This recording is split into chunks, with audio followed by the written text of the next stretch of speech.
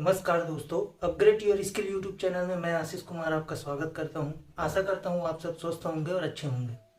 दोस्तों, आज के क्लास में हम पढ़ेंगे स्वतंत्रता का अधिकार, जो कि आता है प्रश्न पत्र 2 से, जिसके अंतर्गत हम पढ़ते हैं शासन, संविधान, राज्य व्यवस्था, सामाजिक न्याय एवं अंतर्राष्ट्रीय संबंध।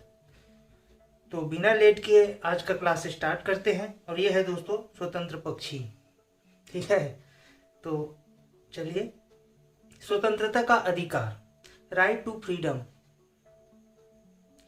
भारतीय संविधान के अनुच्छेद 19 से 22 से लेकर नागरिकों को दैहिक स्वतंत्रता संबंधी अधिकार प्रदान किए गए हैं। यह मूल अधिकार का आधार स्तंभ है।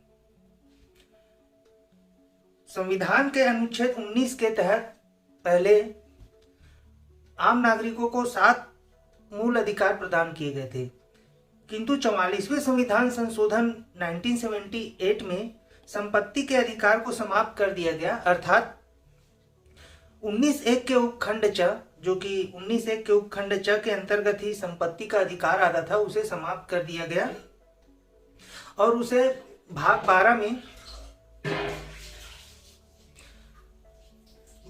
में 300 क के तहत संपत्ति के अधिकार कानूनी अधिकार के रूप में शामिल कर लिया गया। तो इसी के बारे में ही चर्चा करेंगे। अनुच्छेद 300 क के संविधान के भाग 12 में 1978 में एक नया अध्याय संपत्ति का अधिकार नाम का नया अध्याय जोड़ा गया, जिसमें यह प्रावधान किया गया था किसी भी व्यक्ति को कानून के प्राधिकार के बिना संपत्ति के अधिकार से वंचित नहीं किया जाएगा। ठीक है, चूंकि यह संपत्ति का अधिकार भाग 3 से निकलकर भाग 12 में आ गया और नया अध्याय बना। तो अभी वर्तमान में फिलहाल कौन कौन से 6 टाइप के स्वतंत्रता के अधिकार है वो हम चर्चा करते हैं। तो पहला है वाक स्वतंत्रता का आदि विषयक अधिकार। ठीक है, वाक और अभिव्यक्ति का अधिकार, इसे आप क्या समझ सकते हैं।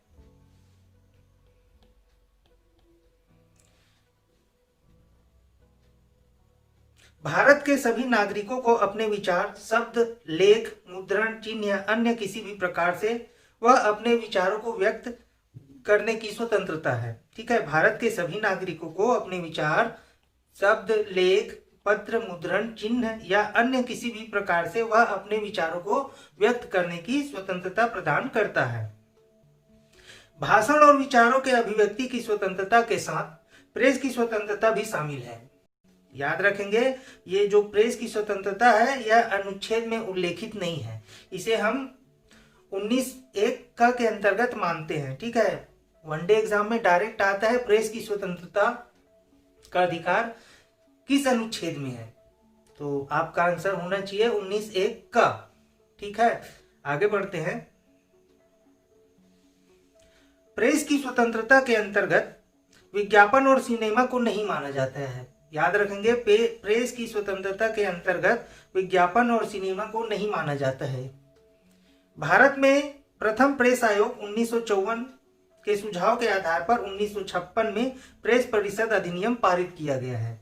यह परिषद सरकार की ओर से विरोध तथा दोनों तरफ से सामाजिक पत्रों की शिकायत सुनता है।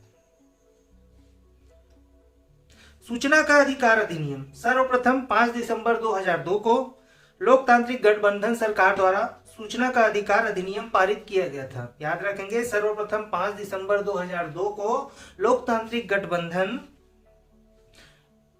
सरकार द्वारा सूचना का अधिकार अधिनियम पारित किया गया था, किंतु 2005 में इस अधिनियम को निरस्त कर दिया गया और अक्टूबर 2005 से पुनः सूचना का अधिकार अधिनियम 2005 पारित हुआ, जो कि अभी तक चल रहा है।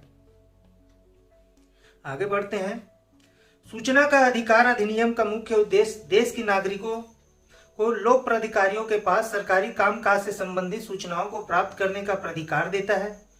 कानून के तहत अधिकारियों को 30 दिन के भीतर लोगों को सूचना उपलब्ध कराना होता है। याद रखेंगे, यदि जीवन से जुड़ी सूचना हो तो 48 घंटे के भीतर प्रार्थी को सूचना दिया जाता है। यदि ऐसा नहीं किया जाए तो जो भी अधिकारी है उसके ऊपर कानूनी कार्यवाही किया जा सकता है।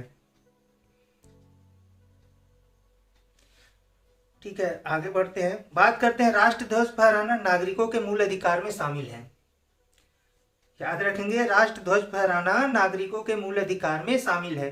22 जनवरी 2004 को सर्वोच्च न्यायालय ने भारत संघ बनाम नवीन जिंदल के मामले में निर्णय लिया कि देश के सभी नागरिकों द्वारा अपने घर, दफ्तर आदि पर राष्ट्रीय ध्वज फहराना अनुच्छेद 19(1) के तहत मूल अधिकार है। ठीक है, अनुच्छेद 19(1) के तहत मूल अधिकार है, याद रखेंगे। किंतु अनुच्छेद 19 के उपखंड 2 के तहत यह अधिकार अत्यांतिक नहीं है। ठीक है, ये अधिकार है कि नागरिक अपने घर, दफ्तर, न्यायालय आदि में राष्ट्र ध्वज फहरा सकता है, लेकिन यहीं पे 19(2) जो 19 के उपखंड 2 है उसके तरह यह अधिकार अत्यांतिक नहीं है, मतलब सीमित है कह सकते हैं। इस पर युक्तियुक्त निर्बंध लगाए जा सकते हैं। और इंपॉर्टेंट बात, फोन टैपिंग करना मूल अधिकार का उल्लंघन करना है। याद रखेंगे, फोन टैपिंग करना मूल अधिकार का उल्लंघन करना है। ये खुशी खुशी झंडा लेके जा रहे हैं भाई साहब। आगे बढ़ते हैं। शांतिपूर्ण तथा निरायुध सम्मेलन की स्वतंत्रता, इसे आप ख मान सकते हैं। 19(1) ख। ठीक है, शांतिपूर्ण तथा निरायुध सम्मेलन की स्वतंत्रता, यह है अनुच्छेद 19(1) ख के अंतर्गत। अब चर्चा करते हैं इसी के बारे में। लोकतंत्र व्यवस्था में सभाएं, जुलूस, प्रदर्शन, हड़ताल जनता के मुख्य हथियार है। ठीक है, लोकतंत्र व्यवस्था में सभाएं, जुलूस, प्रदर्शन और हड़ताल जनता के मुख्य आधार हैं। किंतु अनुच्छेद 19(1) के तहत केवल उन्हीं प्रदर्शनों को संरक्षण प्रदान किया जाता है जो कि हिंसात्मक तरीके से न किया गया हो। किंतु प्रदर्शन करने से पहले लोक व्यवस्था के हित में सरकार से आज्ञा लेना आवश्यक है। हड़ताल का अधिकार कोई मूल अधिकार नहीं है। भारत की प्रभुता और अखंडता तथा लोक व्यवस्था के हित में युक्तियुक्त बंधन लगाए जा सकते हैं। याद रखेंगे, हड़ताल का अधिकार कोई मूल अधिकार नहीं है। फिर भी आज देश में कोई ना कोई क्षेत्र में हड़ताल होते ही रहती है। और हड़ताल क्या होती है दोस्तों, आप तो जानते ही हैं। आगजनी कर देते हैं, गाड़ियां फूंक देते हैं, दफ्तर फूंक देते हैं। ये भाई साहब शौचालय निर्माण के में हुए घोटाले के लिए भूख हड़ताल में बैठ गए थे। चलिए आगे बढ़ते हैं। बात करते हैं संगम या संघ बनाने का अधिकार। ठीक है, इसे आप ग समझेंगे। अनुच्छेद 19(1) ग। ठीक है, संगम या संघ बनाने का अधिकार। सभी नागरिकों को संगठन या समिति बनाने की स्वतंत्रता प्राप्त है। ठीक है, सभी नागरिकों को संगम या संघ बनाने या समिति बनाने की स्वतंत्रता प्राप्त है। किंतु यदि यह संगठन लोक व्यवस्था में अवरोध उत्पन्न करता है तो इस आधार पर इसे प्रतिबंधित किया जा सकता है। ठीक है, हर आदमी को संघ या संगम समिति बनाने का अधिकार है, किंतु वे ऐसा समिति बना रहे हैं जो लोक व्यवस्था में बाधा उत्पन्न कर रहे हैं तो इस पर प्रतिबंध लगाया जा सकता है। इस अधिकार के अंतर्गत सैनिक और वेश्याओं को संघ बनाने की स्वतंत्रता नहीं है। ठीक है, यदि 19(1) ग की बात कर रहे हैं, इसमें नागरिकों को समिति या संघ बनाने का अधिकार प्राप्त तो है, परंतु सैनिकों और वेश्याओं को संघ बनाने का अधिकार प्राप्त नहीं है। याद रखेंगे, छोटी छोटी बातें बहुत इंपॉर्टेंट होती है दोस्तों। और मेंस में यदि आप यही सब मेंशन करते हैं तो यकीन मानिए आपको औरों से अच्छा नंबर मिलेगा। बात करते हैं भारत के राज्य क्षेत्र में सर्वत्र आबाद संचरण, इसे बोलेंगे 19(1) घ। भारत के राज्य क्षेत्र में सर्वत्र आबाद संचरण या भारत के राज्य क्षेत्र में घूमने की आजादी या स्वतंत्रता। ठीक है, इस स्वतंत्रता के दो भाग हैं। याद रखेंगे, जो सर्वत्र आबाद संचरण है ये इस टाइप के स्वतंत्रता के दो भाग है। पहला वो कि देश के अंतर्गत घूमे, ठीक है, और दूसरा है देश के बाहर भ्रमण करने का अधिकार। यहां से भेज तो देंगे लेकिन उधर का कोई गारंटी नहीं। और 19(1) ग केवल देश के अंदर भ्रमण करने का अधिकार देता है। ठीक है, याद रखेंगे। यह अनुच्छेद 19(1) घ केवल देश के अंदर भ्रमण करने का अधिकार देता है। ठीक है, इसका मतलब ये नहीं कि चाचा जी उठे, हमें तो 19(1) घ के अंतर्गत कहीं भी देश के अंदर घूमने का अधिकार है और वह इसरो के अंदर घुस गया तो भैया वहां लाठी मार के भगा दिया जाएगा।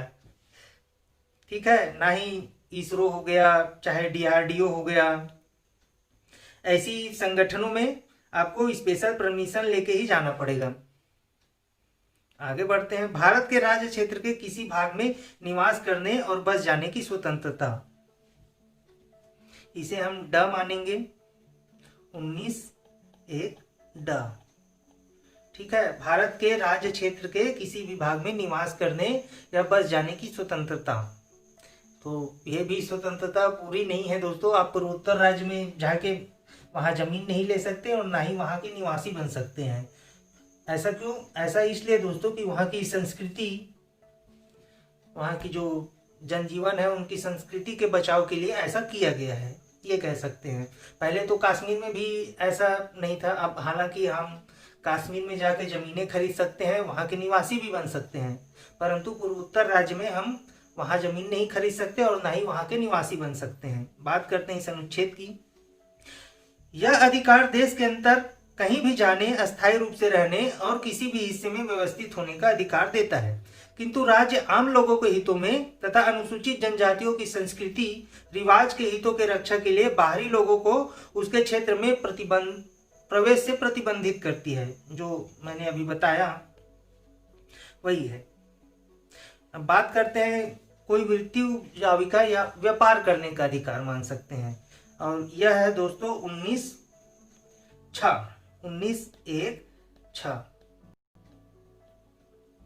अब आप सोच रहे हो 19(1) कहाँ गया? तो वही जो 19(1) था, सर्वप्रथम वह संपत्ति का अधिकार था, संपत्ति की स्वतंत्रता थी, चूंकि उसको विलोपित कर दिया गया और उसे भाग 3 से निकालकर भाग 12 में जोड़ दिया गया है और उसे मूल अधिकार से निकालकर कानूनी अधिकार बना दिया गया है। इसलिए याद रखेंगे, संपत्ति का अधिकार मूल अधिकार नहीं है, कानूनी अधिकार है। ठीक है, ऐसा किया गया था 44वां संविधान संशोधन 1978 में। अब हम बात करते हैं व्यापार करने की स्वतंत्रता। ठीक है, जो कि है 19(1) के अंतर्गत। यह अधिकार बहुत विस्तृत है। यह नागरिकों को जीवन चलाने के लिए अधिकार देता है। ठीक है, यह अधिकार बहुत विस्तृत है और यह अधिकार नागरिकों को जीवन चलाने का अधिकार देता है, किंतु राज्य को साधारण हितों की रक्षा के लिए प्रतिबंधित करने या इसकी स्वतंत्रता के संबंध में आवश्यक योग्यता निर्धारित करने की शक्ति प्रदान करती है। ठीक है, ये राज्य के ऊपर डिपेंड करता है यह अनुच्छेद कि वह इस पे कोई कानून बना सकता है और किसी भी पद के लिए आवश्यक शैक्षणिक योग्यता या आवश्यक शैक्षणिक हटा दीजिए, आवश्यक योग्यता निर्धारित कर सकता है। फुटपाथ पर व्यापार करना मूल अधिकार है। याद रखेंगे, फुटपाथ पर व्यापार करना मूल अधिकार है, परंतु नगर पालिका की धार्मिक और सांस्कृतिक पृष्ठभूमि जैसे ऋषिकेश हो गया, हरिद्वार या मुनि की सीमा में अंडों या मीट मांस वगैरह बेचने पर प्रतिबंध लगाया गया है। ठीक है, तो ऐसे धार्मिक जगहों पर इस टाइप के वस्तुएं बेचना, मांस वगैरह, इस पर प्रतिबंध लगाया जा सकता है। बाकी आप फुटपाथों पर व्यापार कर सकते हैं और यह हमारा मूल अधिकार है। क्योंकि आजकल ये भी करने नहीं देते, सभी जगह रिश्वतखोरी है, आप पैसा दोगे तभी आप कहीं पे कुछ कर सकते हैं। आगे बढ़ते हैं। ये फोटो बहुत अच्छा लगता है। लॉकडाउन के समय जो दिवाली अभी निकला, उसमें एक पुलिस वाले ने एक फुटपाथ में बेचते 2 बच्चों से उनके पूरे के पूरे दिए खरीद लिए। ये अच्छा काम है और अच्छा काम करने से बहुत अंदर से खुशी फीलिंग आती है, इसलिए अच्छा काम कीजिए। आगे बढ़ते हैं। अब बात करते हैं अनुच्छेद 19(2). दोस्तों, ये अधिकतर बुकों में इसके बारे में कोई चर्चा नहीं किया गया है। अनुच्छेद 19(2) में निम्न आधारों पर प्रावधान है जिस आधार पर वाक और अभिव्यक्ति की स्वतंत्रता पर निर्बंध लगाए जा सकते हैं। ठीक है, अनुच्छेद 19(2) है जो अभी तक हमने क से लेकर छ तक जितने भी बात की हैं उस पर भी प्रतिबंध लगा सकता है। ठीक है, तो चर्चा करते हैं। राज्य की सुरक्षा, जिसमें आंतरिक विद्रोह, राज्य के विरुद्ध युद्ध छोड़ना, बगावत आदि से राज्य की सुरक्षा का खतरा होने पर विदेशी राज्यों के साथ मैत्रीपूर्ण संबंधों के हित में यह 19(1) पे प्रतिबंध लगा सकता है। लोक व्यवस्था के चलते 19(1) पे प्रतिबंध लगाया जा सकता है। ठीक है, शिष्टाचार और सदाचार के चलते 19(1) पे प्रतिबंध लगाया जा सकता है। यदि न्यायालय की अवमानना होती है तो भी 19(1) पे प्रतिबंध लगाया जा सकता है। अपराध के लिए प्रोत्साहित करना, ठीक है, यदि ऐसा कुछ हो रहा है, यदि कोई वाक की अभिव्यक्ति तो है, अब आजकल तो सोशल मीडिया का जमाना है, तो ऐसे ही मोबाइल से संगठन बना लेते हैं, आज यहाँ हड़ताल करेंगे तो कुछ करेंगे, आप समझ सकते हैं। तो ऐसी स्थिति में 19(2) उस पर प्रतिबंध लगा सकता है। भारत की संप्रभुता और अखंडता यदि खतरे में हो तो भी अनुच्छेद 19(1) पर प्रतिबंध लगाया जा सकता है। तो ये तो थी 19(2) की बातें। आगे बढ़ते हैं, अब बात करते हैं अनुच्छेद 20, अपराध के लिए दोष सिद्धि के संबंध में संरक्षण। ठीक है, 19(20) है अपराध के लिए दोष सिद्धि के संबंध में संरक्षण। ऐसे व्यक्ति जिन पर अपराध करने का अभियोग लगाया गया है, अनुच्छेद 20 ऐसे दोषी व्यक्ति की सुरक्षा की व्यवस्था करता है। ठीक है, किसी व्यक्ति को किसी अपराध के लिए विधि के अंतर्गत विहित अपराध के लिए दोषी ठहराया जाएगा। ठीक है, विधि के अंतर्गत जो अपराध करता है उसी अपराध के लिए ही दोषी ठहराया जाएगा, न कि उसके ऊपर कोई और 1-2 अपराध जोड़ दिया जाएगा। ठीक है, जो चल रहा है, जिस समय उसने अपराध किया है उस अनुसार से उस समय जो प्रावधान थी उस अपराध के विरुद्ध उसी के लिए ही दोषी ठहराया जाएगा। ठीक है, किसी व्यक्ति को एक अपराध के लिए 1 से अधिक बार सजा नहीं दिया जाएगा। याद रखेंगे, किसी व्यक्ति को एक अपराध के लिए 1 से अधिक बार सजा नहीं दिया जाएगा। ये एग्जाम में पूछा भी गया है, कौन से अनुच्छेद में आता है, तो आपका आंसर होना चाहिए अनुच्छेद 20 के अंतर्गत। ठीक है, आत्म अभिशंसन, ये तो आप समझ ही गए होंगे। आत्म अभिशंसन मतलब ये होता है दोस्तों कि अपने ही विरुद्ध गवाही देना। ठीक है, तो किसी भी व्यक्ति को जिस पर कोई अपराध लगाया गया है उसे अपने विरुद्ध साक्ष्य देने के लिए बाध्य नहीं किया जा सकता। याद रखेंगे, ये भी एग्जाम में बहुत बार पूछा गया है दोस्तों, किसी भी व्यक्ति को जिस पर कोई अपराध लगाया गया है उस पर अपने विरुद्ध साक्ष्य देने के लिए बाध्य नहीं किया जा सकता। ठीक है, ये बात अलग है, आजकल लोग खुद ही मतलब गैर कानूनी काम करके खुद ही सरेंडर हो जाते हैं, हाँ मैंने किया है ऐसे करके, बाहर वालों के डर से। तो वहां पास ये कानून नहीं लागू होता। ठीक है, क्योंकि वो खुद ही एक्सेप्ट कर रहे हैं कि हाँ मैंने ऐसा किया है। ठीक, आगे बढ़ते हैं, अब बात कर लेते हैं अनुच्छेद 21, प्राण और दैहिक स्वतंत्रता। यह अधिकार नागरिकों और गैर नागरिकों दोनों को प्राप्त है। ठीक है, यह अधिकार नागरिकों और गैर नागरिकों दोनों को प्राप्त है। कहने का मतलब है हमारे देश के नागरिकों को तो प्राप्त है, विदेश से भी जो आएंगे उनको भी यह अधिकार प्राप्त है। यह अनुच्छेद विधायिका और कार्यपालिका दोनों के विरुद्ध संरक्षण प्रदान करता है। ठीक है, चूंकि यही वो अनुच्छेद है दोस्तों जो कि निजता के अधिकार, राइट टू प्राइवेसी के बहुत करीब आता है। पिछले लेक्चर में मैंने बताया था राइट टू प्राइवेसी के बारे में, यदि आप वो नहीं देखे हैं तो कृपया वो देख लीजिए। वो भी एक टाइप से मूल अधिकार ही है, क्योंकि उसमें अनुच्छेद 14 आ जाता है, समानता का अधिकार। ठीक है, अनुच्छेद 19 आ जाता है, अभिव्यक्ति की आजादी, जो अभी बात की है। ठीक है, और अनुच्छेद 21 जीवन जीने का अधिकार। ठीक है, प्राण और दैहिक स्वतंत्रता या इसी को ही जीवन जीने का अधिकार बोल सकते हैं। इसके अंतर्गत बहुत सी बातें मेंशंस हैं, आप बारीकी से देखेंगे और इसी से ही निकल के अधिकतर क्वेश्चन आ जाता है। फिर जो पढ़े रहते हैं तो फट से टिक मार देते हैं, और जो नहीं पढ़े रहते वो ढूंढते रह जाते हैं कि संविधान के किस बुक में ये सब बातें दिया गया है करके। ठीक है, तो उच्चतम न्यायालय द्वारा अनुच्छेद 21 के तहत निम्न अधिकारों को माना है। ठीक है, तो कौन कौन सा अधिकार है जो माना है उसे देखते हैं। तो पहला है जीवन रक्षण का अधिकार। ठीक। दूसरा है मानवीय गरिमा के साथ जीने का अधिकार।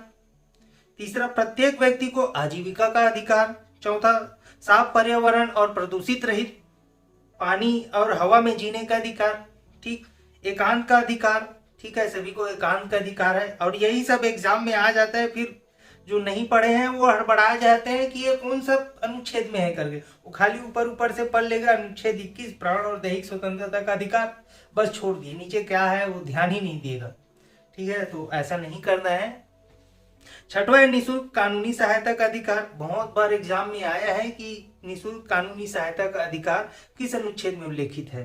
ठीक है, आपका आंसर होना चाहिए अनुच्छेद 21 प्राण और दैहिक स्वतंत्रता के अधिकार। ठीक है। सातवां, हिरासत में शोषण के विरुद्ध अधिकार। इसी टाइप से ही प्रश्न पूछा जाता है दोस्तों वनडे एग्जाम में, और हम ढूंढते रह जाते हैं कि आखिर ये कौन से अनुच्छेद में था।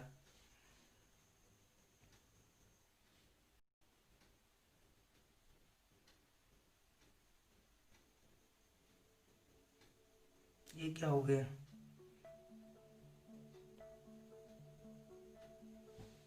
आठवां है उचित व्यवस्था का अधिकार।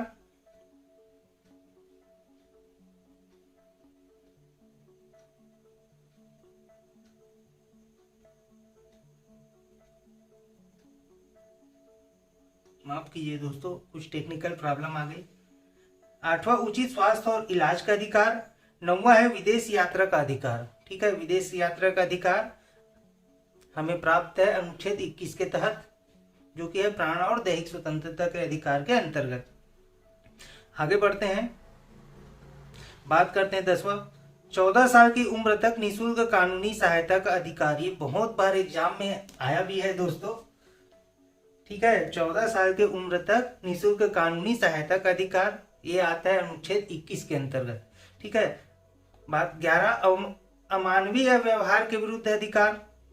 अपील करने का कानूनी अधिकार, सभी को अपील करने का कानूनी अधिकार है, और ये अधिकार हमें प्राप्त करता है संविधान के अनुच्छेद 21, याद रखेंगे। 13 है सार्वजनिक स्थल पर धूम्रपान का निषेध। यदि ऐसा कोई करता है तो आप उसे मना कर सकते हैं, सार्वजनिक स्थल पे धूम्रपान नहीं करना है करके। ठीक है। 14 है वयस्क बालक एवं बालिका का स्वेच्छा से अंतर जाति विवाह का अधिकार। 15 है गर्भधारण के पूर्व लिंग चुनाव महिला के जीवन के अधिकार का उल्लंघन। ठीक है, गर्भधारण के पूर्व लिंग का चुनाव महिला के जीवन के अधिकार का उल्लंघन है। ठीक है, तो एक टाइप से जो लिंग चुनाव करते हैं, या इसमें तो रोक लगाया भी गया है, सोनोग्राफी वगैरह जो देखते थे लड़का है कि लड़की, तो वो भी एक टाइप से क्या अपराधी है, उसके ऊपर भी कार्यवाही किया जा सकता है। ठीक है। 16 है महिलाओं के यौन उत्पीड़न से संरक्षण, और 17 है निद्रा का अधिकार। ठीक है, सोने का अधिकार भी मौलिक अधिकार है हमारा, जो कि हमें प्रदान करता है संविधान के अनुच्छेद 21। नोट, अनुच्छेद 21 में मरने का अधिकार सम्मिलित नहीं है, याद रखेंगे। क्या नहीं है करके पूछ देता है तो ये 17 के 17 मोस्ट IMP है, पूरा पॉइंट टू पॉइंट याद रखेंगे, और इन्हीं में से ही प्रश्न पूछ लिया जाता है, और उन्हीं बीच में ये सब भी डाल दिया जाता है, मरने का अधिकार क्या गलत है चुनो करके। तो मरने का अधिकार सम्मिलित नहीं है हमारे मौलिक अधिकार में। हालांकि 1-2 बार ऐसा किया गया है, वाद विवाद हुआ भी था, जिनमें क्या नाम है, एक महिला थी जो 43 वर्षों से कोमा में थी, उन्होंने इच्छा मृत्यु की मांग की थी और जिसे दिया गया था। ठीक है, याद नहीं आ रहा है महिला। जीवन जीने के अधिकार, जिसमें गरिमामय जीवन भी आता है, का तात्पर्य ऐसे अधिकार से है जो प्राकृतिक जीवन के अंतर अर्थात गरिमापूर्ण प्राकृतिक मृत्यु शामिल है। भारतीय दंड संहिता 309 के तहत आत्महत्या का प्रयास करना असंवैधानिक, अवैध और दंडनीय अपराध है। ठीक है, आत्महत्या का प्रयास करना भी भारतीय दंड संहिता 309 के तहत अपराध है और दंडनीय अपराध है।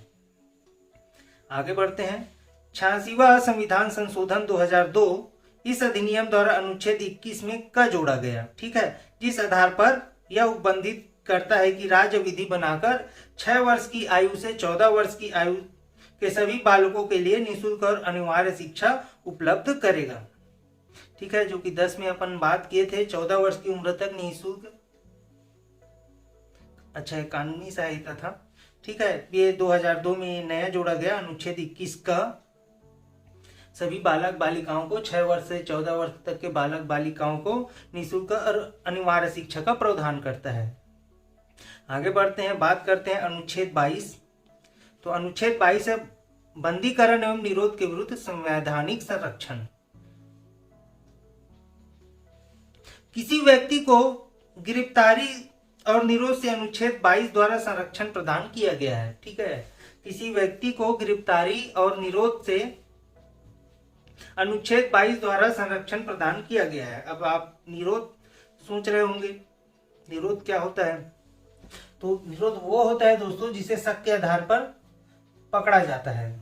ठीक है, इस अनुच्छेद के खंड 1 एवं 2 सामान्य दंड विधि है। ठीक है, इस अनुच्छेद के खंड 1 और 2 सामान्य दंड विधि है तथा खंड 3, 4, 5, 6 और 7 निवारक निरोध विधि के अधीन गिरफ्तारी है। तो इसी के बारे में चर्चा करते हैं। गिरफ्तार व्यक्ति का संरक्षण, गिरफ्तारी के कारण शीघ्र जानने का अधिकार। ठीक है, जो खंड 1 और 2 के अंतर्गत सामान्य दंड विधि के अंतर्गत जो गिरफ्तार हुए रहते हैं उनको यह अधिकार प्राप्त है, वह गिरफ्तारी का कारण जान सकता है, अपने पसंदीदा वकील से बचाव तथा विचार विमर्श कर सकता है। जिस व्यक्ति को गिरफ्तार किया गया है यदि वह सामान्य दंड विधि के अंतर्गत गिरफ्तार किया गया है तो उसे 24 घंटे के अंतर्गत मजिस्ट्रेट के समक्ष पेश किया जाएगा। यही था। अब उक्त खंड के अधीन प्राप्त अधिकार शत्रु देश के व्यक्ति और निवारक अधिनियम के तहत गिरफ्तार व्यक्ति पर लागू नहीं होंगे। ठीक है, जो अभी हमने बात किया, जो सामान्य दंड विधि के अंतर्गत गिरफ्तार किए गए हैं उन्हें ये सब अधिकार प्राप्त है। वह अपने गिरफ्तारी के बारे में जान सकते हैं, उन्हें क्यों गिरफ्तार किया गया है, अपने वकील से बात कर सकता है। ठीक है, और उस व्यक्ति को 24 घंटे के अंतर्गत मजिस्ट्रेट के सामने पेश भी किया जाएगा। परंतु जो सामान्य दंड विधि से अलग हटकर जिसे गिरफ्तार किया जाता है, जिसे निवारक निरोध कहा जाता है, उस आधार पर जिसे गिरफ्तार किया गया है या फिर कोई विदेशी नागरिक है उसे गिरफ्तार किया गया है, तो ये सब उन पे लागू नहीं होता है। ठीक है, बस ये वही था।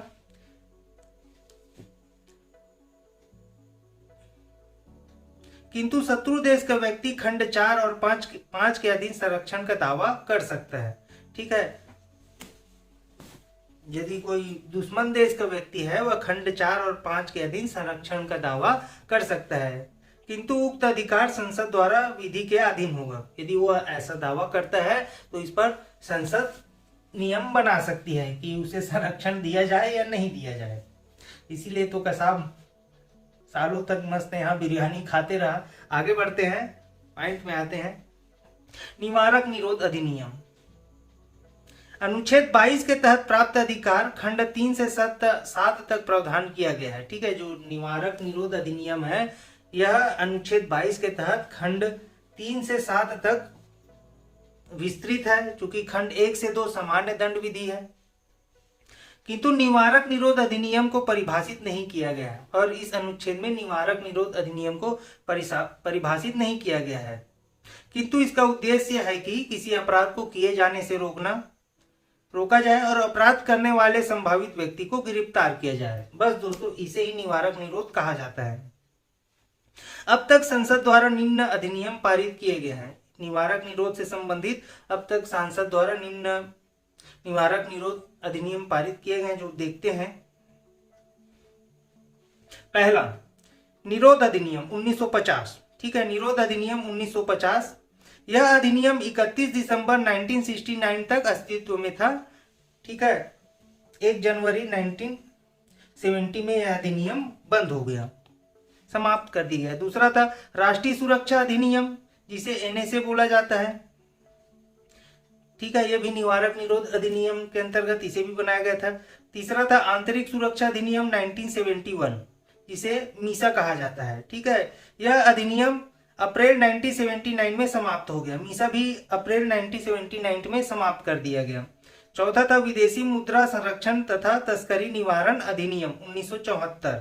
ठीक है, विदेशी मुद्रा संरक्षण तथा तस्करी निवारण अधिनियम 1974, जो आर्थिक क्षेत्र में इसे राष्ट्रीय सुरक्षा कानून का दर्जा प्राप्त है। ये अभी तक चालू है। ठीक है, विदेशी मुद्रा संरक्षण तथा तस्करी निवारण अधिनियम 1974। आगे बढ़ते हैं। पांचवा है आतंकवादी एवं विध्वंसक गतिविधियां अधिनियम 1985। ठीक है, इसे ही टाडा कहा जाता है दोस्तों। आतंकवादी एवं विध्वंसक गतिविधियां अधिनियम 1985।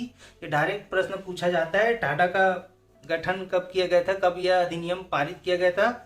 तो जनरली इसमें सन ही पूछा जाता है, तो 1985 में ये पारित किया गया था। और उत्तर प्रदेश देश का प्रथम राज्य था जिसने इस कठोर प्रावधान को वाले इस कानून को समाप्त करने की घोषणा की थी। ठीक है, उत्तर प्रदेश ही वह प्रथम राज्य था देश में जिसने इस प्रावधान वाले कानून को समाप्त करने की घोषणा की थी। और यह अधिनियम अंततः 23 मई 1995 में समाप्त भी हो गया, याद रखेंगे। और टाडा के स्थान पर 2 अप्रैल 2002 को एक नया आतंकवाद निरोध अधिनियम लागू किया गया, जिसे 21 दिसंबर 2014 को जारी अध्यादेश के जरिए अधिनियम को रद्द कर दिया गया। टाडा के जगह भी एक दूसरा अधिनियम लाया गया था जिसे कहा जाता है पोटा, और इसे 2002 में लाया गया था और 2004 में इसे भी समाप्त कर दिया गया। तो दोस्तों, ये तो थी स्वतंत्रता के अधिकार से संबंधित संक्षिप्त। यदि आपको यह वीडियो अच्छा लगे तो कृपया चैनल को लाइक कीजिए, सब्सक्राइब कीजिए। धन्यवाद।